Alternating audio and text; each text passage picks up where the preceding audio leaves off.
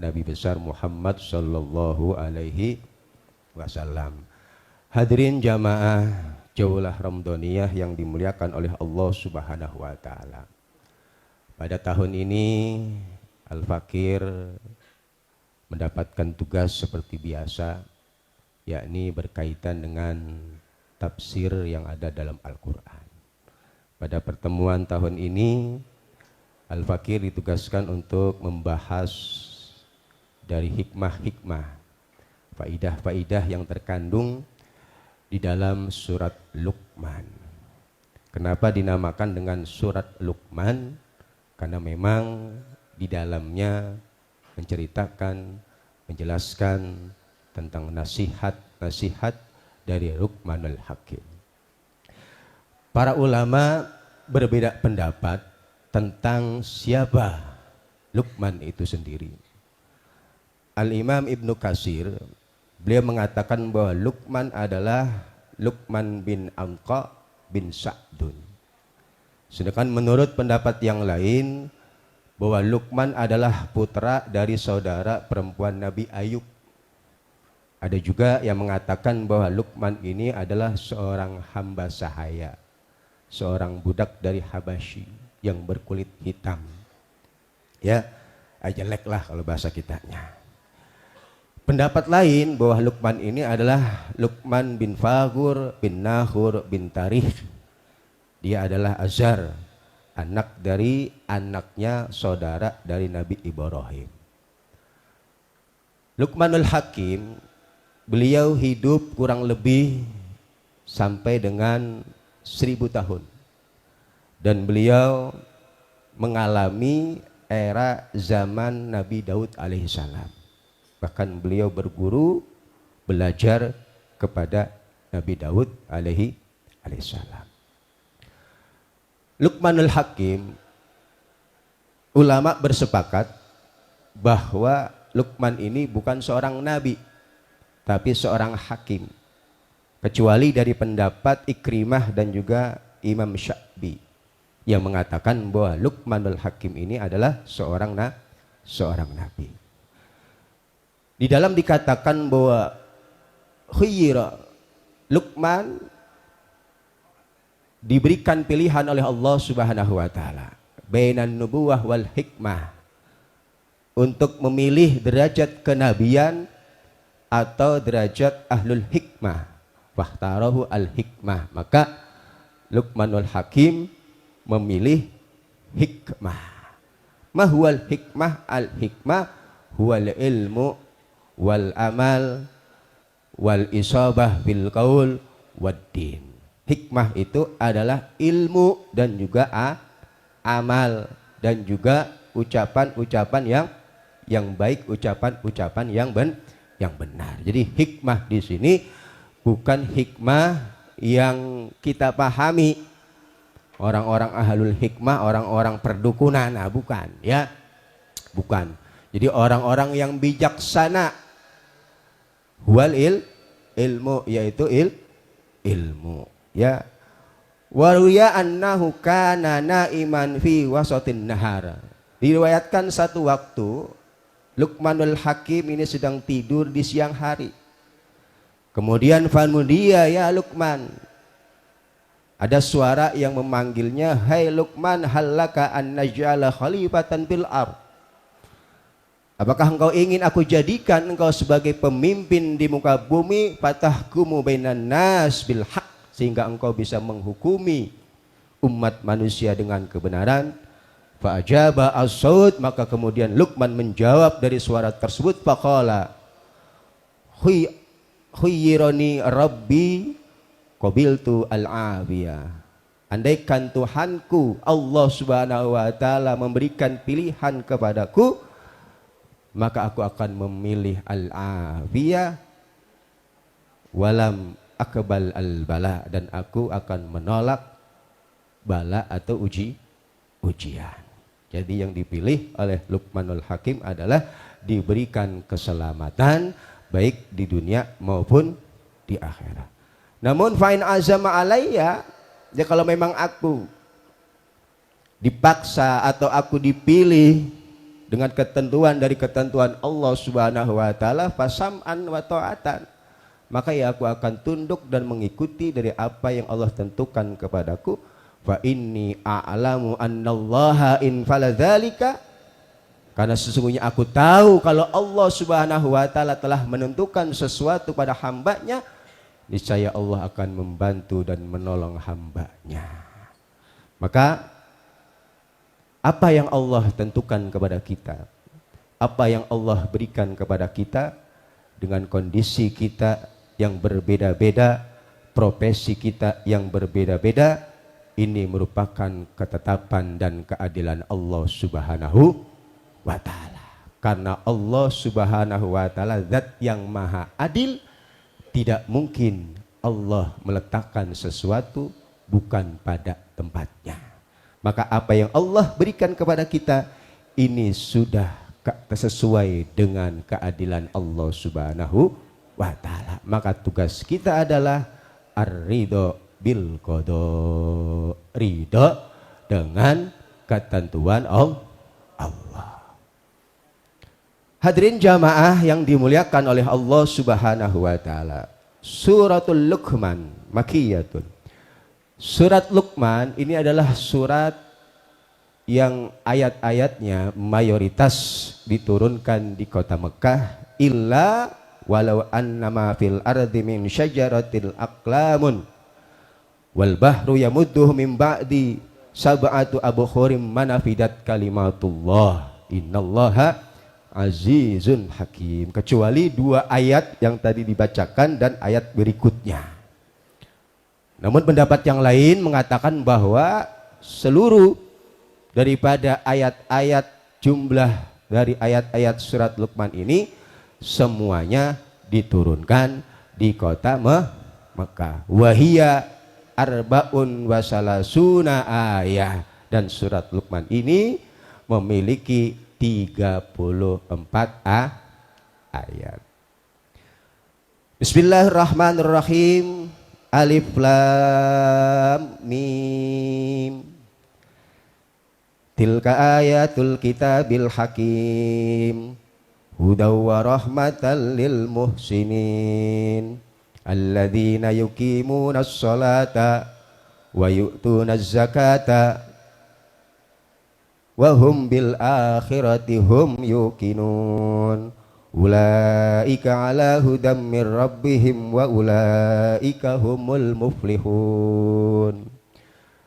Allah Subhanahu wa ta'ala di dalam Al-Quran banyak mengawali dari setiap surat-suratnya dengan berbagai macam tipe, atau yang kita kenal dengan mafatihus suwar, pembuka dari setiap surat. Ada 10 mafatihus suwar, di antaranya Allah mengawali daripada suratnya dengan sana, yakni pujian kepada Allah Subhanahu wa taala. Alhamdulillahi rabbil alamin, sabbahalillahi ma fis samawati wa fil ar, yusabbihu lillahi ma fis samawati wa fil ar, dan juga yang sejenisnya. Ada juga terkadang Allah Subhanahu wa taala mengawali surat dari Al-Quran itu dengan qasam, wal asri wal fajri wad duha wasyamsi wadduhaha, dan juga yang lainnya. Kadang-kadang juga Allah mengawali dari setiap suratnya dengan an-nida, undangan, ya ayuhan nabi, ya ayuhan nas, dan macam-macam bentuk daripada pembuka daripada surat di dalam Al-Quran. Di antaranya adalah Allah mengawali dari setiap suratnya dengan menggunakan huruf-huruf muqatta'ah, atau huruf-huruf yang terputus di antara satu dengan yang lainnya. Di antaranya adalah surat Luqman, alif lam mim, ya sin, to ha, kaf ha ya ain shad. Pendapat yang masyhur dan pendapat yang kuat tentang makna arti daripada mafatihus suwar yang diawali dengan huruf-huruf muqatta'ah, mereka mengembalikan arti tersebut kepada apa yang dikehendaki oleh Allah Subhanahu wa ta'ala. Allahu a'lamu bimuradih, bahwa Allah lah yang lebih tahu dengan arti maksud yang terkandung dari surat-surat yang diawali dengan huruf-huruf muqatta'ah. Di antaranya dari pendapat-pendapat yang lain adalah muqabilu hadzal aqwal, berarti kebalikan dari pendapat yang masyhur adalah innaha asmaun liswar, yaitu merupakan satu nama dari surat itu sendiri, allati ibtada'at biha, yang memang diawali dengan huruf-huruf muqatta'ah. Wakila asma'unil Quran, pendapat yang lain mengatakan bahwa mafatihus suwar yang diawali dengan huruf muqatta'ah itu merupakan nama dari Al-Quran itu sendiri. Wakila lillahi, dan ada yang mengatakan bahwa itu nama dari Allah Subhanahu wa ta'ala. Dan masih banyak ya tentang pendapat-pendapat dari para ulama tentang arti yang terkandung dari awal pembukaan di dalam surat yang diawali dengan huruf-huruf muqatta'ah. Kalian bisa merujuk kepada kitab syarah daripada tafsir Jalalain ya, dan juga tafsir-tafsir yang lainnya. Kemudian alif lam mim tilka ayatul kitabil hakim, bahwa ayat ini wa usyuru ilaiha, Allah Subhanahu wa ta'ala berisyarah dengan menggunakan tilka. Jadi kalau dalam bahasa Arab isim isyarah yang menunjukkan pada makna jauh ya, itu diantaranya dengan zalika, tilka. Nah, itu kan kita sering diajarin tuh kalau di pondok-pondok, zalika, zalikuma, zalikum, tilka, tilkuma, tilkum artinya itu, ulaika mereka itu, nah, ya, ulaika mereka itu. Jadi tilka zalika itu artinya sesuatu yang jauh, memberikan isyarah menunjuk pada sesuatu yang jauh. Kalau hadza itu yang dekat. Kenapa Allah Subhanahu wa ta'ala berisyarah dengan menggunakan isim isyarah bimaknal ba'id li'uluwi rutbatiha wa raf'ati qadriha, karena tingginya derajat kedudukan daripada Al-Qur'anul Karim di sisi Allah Subhanahu wa ta'ala, yang merupakan kalamullah dan mukjizat yang paling agung yang Allah turunkan kepada para nabi-nabinya. Dibanding dengan nabi-nabi yang lain, kita tahu Nabi Musa Allah berikan mukjizat, diantaranya adalah tongkat bisa membelah lautan. Sesuatu yang ajaib, sesuatu yang luar biasa. Tetapi mukjizat tersebut itu hanya berlaku pada saat itu. Tidak bisa menjadi solusi ketika seseorang punya utang banyak. Benar, Ustaz? Tidak bisa menjadi solusi ketika dia kelilit pinjol. Tidak bisa menjadi solusi dari setiap problematika, permasalahan kehidupan kita di dunia ini. Tetapi Al-Quran isinya dan kandungannya adalah solusi bagi kita umat Nabi Muhammad sampai dengan akhir zaman. Semua permasalahan duniawi kita bisa teratasi dengan mukjizat yang paling agung, yakni Al-Qur'anul Karim. Tilka ayatul kitab, bahwa Al-Quran ini, ayat-ayat ini adalah tanda-tanda daripada Al-Quran atau kitab Allah Al-Hakim, aidil hikmah, yang memiliki hikmah, yang di dalamnya terkandung begitu banyak hikmah, ilmu, faidah, petunjuk, solusi. dan apapun dari permasalahan kita, maka Al-Qur'anlah sebagai solusi jalan dari permasalahan kita. Wa nunazzilu minal Qur'an ma huwa warahmatun. Tidaklah aku turunkan Al-Qur'an kecuali menjadi obat. Obat hati, obat pusing, obat stres, obat berbagai macam obat, semuanya ada di dalam Al-Qur'an.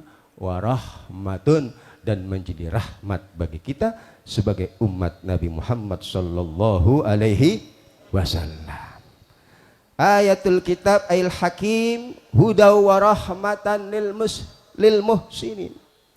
Al-Quran ini sebagai petunjuk jalan, ay bayanan wa furqanan, sebagai penjelas petunjuk jalan bagi kita. Maka barang siapa yang orientasinya hidupnya berpegang teguh kepada Al-Quranul Karim dan sabda Nabi Muhammad sallallahu alaihi wasallam, maka orang tersebut telah mendapatkan petunjuk jalan yang lurus, jalan orang-orang yang mendapatkan keridhaan dari Allah Subhanahu wa ta'ala. Wa rahmatun, dan menjadi rahmat lil muhsinin, bagi orang-orang yang selalu berbuat baik. Jadi rahmat itu bukan rahmat itu bukan ya, bisa kita artikan apa namanya, terkabulnya doa kita. Jadi rahmat itu menyesuaikan dengan hambanya. Kalau ente punya utang, doa sama Allah, ya Allah diberikan rahmat, maka akan diberikan rahmat berupa solusi biar utangnya cepat kelar. Kalau kita lagi sakit, minta sama Allah diberikan rahmat berupa rahmat kesembuhan. Jadi rahmat Allah itu menyesuaikan kepada hajat dan kebutuhan hambanya. Dan ini dibuktikan oleh Nabiullah Adam alaihissalam.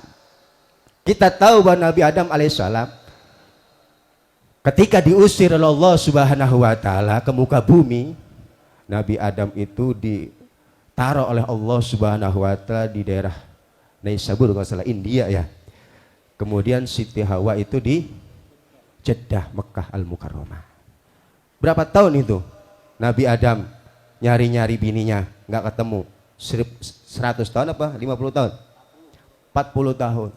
Ya, doa 40 tahun lama nggak dikabul. Doa ngapain? Doa biar cepat dipertemukan dengan kekasih idamannya Siti Hawa. Akhirnya Allah Subhanahu wa ta'ala mengabulkan, mendengar doa Nabi Adam, diantaranya dengan perantara sholawat kepada Nabi kita besar Muhammad sallallahu alaihi wasallam. Doa yang populer yang sering kita baca, Rabbana dzalamna anfusana wa illam taghfir lana wa tarhamna lanakunanna minal khasirin. Dipertemukanlah Nabi Adam dengan Siti Hawa di Jabal Rahmat. Kenapa dinamakan Jabal Rahmat? Karena di gunung itu, di bukit itu, Allah mengijabah doa keinginan Nabi Adam dipertemukan dengan istrinya di satu gunung, makanya dinamakan Gunung Rahmat. Karena di situ turunnya rahmat Allah berupa dipertemukannya Nabi Adam dengan Siti Hawa. Jabal Rahmat, ya namanya baru ketemu. Bertahun-tahun nggak ketemu bini, yang ngobrol asik, ya bercanda sambil jalan kemalaman, ya akhirnya tidur bareng di Musdalifah. Makanya kalau orang haji itu dari Jabal Rahmat mabit di nginep di Musdalifah, karena di situ tempat pertama kali Nabi Adam dengan Siti Hawa nginep tidur bareng. Makanya prosesi haji itu atau pelaksanaan nusuk ibadah haji itu tidak terlepas dari ibadah-ibadah Nabi terdahulu, perjalanan Nabi terdahulu sampai dengan Nabi kita Nabi Muhammad sallallahu alaihi wasallam. Mudah-mudahan di 10 awal ini kita mendapatkan rahmat dari Allah. Apa? Diijabahnya, dikabulnya doa kita sesuai dengan rahmat Allah. Hadirin jamaah yang dimuliakan oleh Allah Subhanahu wa taala. Bahwa Al-Quran itu merupakan petunjuk jalan dan rahmat bagi orang-orang yang berbuat baik. Siapa sih orang-orang yang berbuat baik? Al-muhsin, yakni badal Allah mengatakan alladzina yuqimunas shalah. Yang pertama, mereka-mereka yang selalu mendirikan dan mengerjakan sholat. Jadi ciri-ciri orang baik, ciri-ciri orang bertakwa, ciri-ciri orang beriman, dia tidak pernah meninggalkan sholat 5 waktu. Bagi yang muda-muda, sholat minimal 5 waktu jangan ditinggalin. Itu sebagai nemtek kita, sebagai tanda kita, pembeda kita dengan orang-orang yang tidak beriman. Apa? Ya sholat. Tentunya dengan kita berusaha mengerjakan sholat sesuai dengan aturan yang diajarkan oleh baginda kita Nabi besar Muhammad Shallallahu Alaihi Wasallam, dan itu dibahas, dikupas di dalam kitab-kitab fikih. Jadi sholat juga harus benar, ya, jangan asal sholat. Karena beramal tanpa ilmu, maka amalan tersebut tidak akan diterima. Berilmu tapi tidak diamalkan juga sama. Maka kita harus berusaha punya ilmu, ya kita amalkan ilmu kita. Kita beramal, usahakan setiap amal kita ini didasari dengan keilmuan. Dua hal ini tidak bisa dipisahkan, ilmu dan amal. Ilmiah, amaliyah, amaliyah, ilmiah. Wa yu'tunaz zakat, dan mereka orang-orang muhsin adalah orang-orang yang akan selalu menunaikan kewajibannya, yakni membayar daripada zakat yang memang telah diwajibkan di dalam agama kita. Dan ini juga dibahas di dalam kitab-kitab fikih. Dia tidak akan merasa berat untuk mengeluarkan harta yang dia miliki. Karena pada hakikatnya dari harta yang dia miliki, di situ ada hak orang lain. Jadi kalau ada orang minta zakat dari apapun itu, pada hakikatnya ya orang tersebut dalam rangka untuk mengambil hak orang lain yang ada di harta kita. Jangan marah, jangan baper. Pada zaman Sayyidina Abu Bakar As-Siddiq, orang-orang yang enggan bayar zakat itu diperangin. Ya, nah ini bulan Ramadan, bentar lagi kita ada yang namanya zakat fitrah. Nah, sekaligus yang punya harta dihitung zakat malnya. Keluarin dah tuh zakat mal kita, ya. Kalau memang nggak tahu hitung-hitungannya, di sini banyak ustadz-ustadz yang ahli di dalam masalah zakat dan lain sebagainya. Ini ciri-ciri orang-orang yang baik. Mereka selalu mendirikan sholat dengan benar, dan mereka tidak akan enggan untuk mengeluarkan hartanya di jalan Allah Subhanahu wa taala. Di antaranya adalah membayar zakat. Wa hum bil akhirati hum yuqinun, dan mereka orang-orang yang yakin, beriman dengan hari akhir, dengan pembalasan Allah pada hari akhir nanti. Perhitungan setiap amal kita, tidak ada yang terlewat sedikit pun dari ucapan kita, perbuatan kita. Maka dikatakan wala taqfu ma laysa laka bihi ilmun, janganlah engkau berbicara sedikit pun yang engkau enggak tahu dasar ilmunya. Itu semua dari setiap ucapan kita, sekata, dua kata, perbuatan, gerak kita akan dipertanggungjawabkan di hadapan Allah Subhanahu wa ta'ala. Ulaika humul muflihun, ulaika ala hudam mir rabbihim wa ulaika humul muflihun. Mereka lah orang-orang yang mendapat petunjuk dari Allah, dan mereka orang-orang yang mendapatkan keberuntungan.